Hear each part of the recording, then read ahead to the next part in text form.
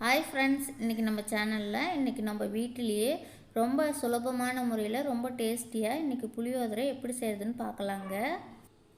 2 எலுமிச்சம்பழம் அளவுக்கு நான் சதப்புளி எடுத்துருக்கேங்க. ஒரு பாத்திரத்தில் சேர்த்து ஊற வச்சுக்கலாம். இப்போ பாருங்கள், அதுக்கு மசாலா ரெடி பண்ணிக்கலாம்.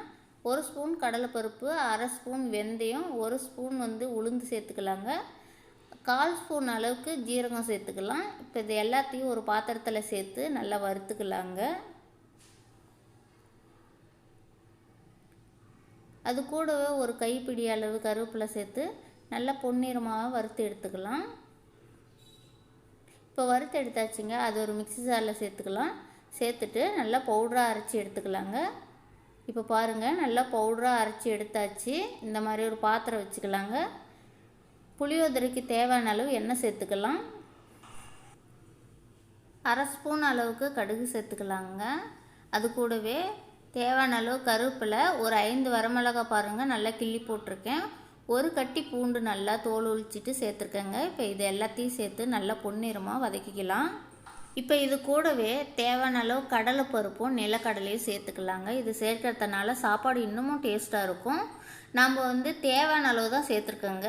நீங்கள் எவ்வளோ சாப்பாடு செய்கிறீங்களோ உங்கள் விருப்பத்துக்கு தகுந்த மாதிரி நிலக்கடலையும் கடலைப்பருப்பும் சேர்த்துக்காங்க.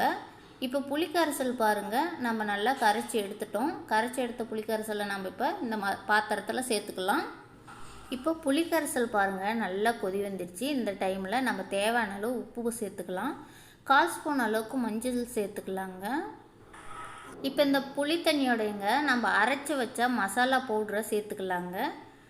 இப்போ பாருங்கள், நல்லா புளி தண்ணி நல்லா வெந்து ஓரளவுக்கு நல்லா கெட்டியாகிட்டு இருக்குது. பார்க்கவே பாருங்கள் நல்லா கலராக சூப்பராக இருக்குது. இப்போ புளி தண்ணி நமக்கு ஓரளவுக்கு நல்லா ரெடி ஆயிடுச்சிங்க.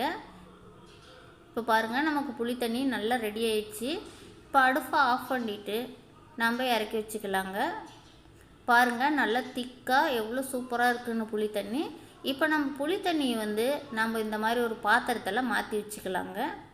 நாம் எதுக்காக இந்த பாத்திரத்தில் புளி தண்ணியை மாற்றி வைக்கிறோன்னாங்க, நம்ம சாப்பாட்டை இந்த மாதிரி ஒரு பாத்திரத்தில் சேர்த்துட்டு அப்போப்பேத்திக்கு ஊற்றி கிளறிக்கிறதுக்கோசரம் தான் நம்ம மாற்றி வைக்கிறோம். அந்த புளி தண்ணி எஸ்னா இருந்தாலும் நம்ம ஃப்ரிட்ஜில் வச்சு 2 நாளைக்கு யூஸ் பண்ணிக்கலாங்க. அது ரொம்பவும் நல்லாயிருக்கும்.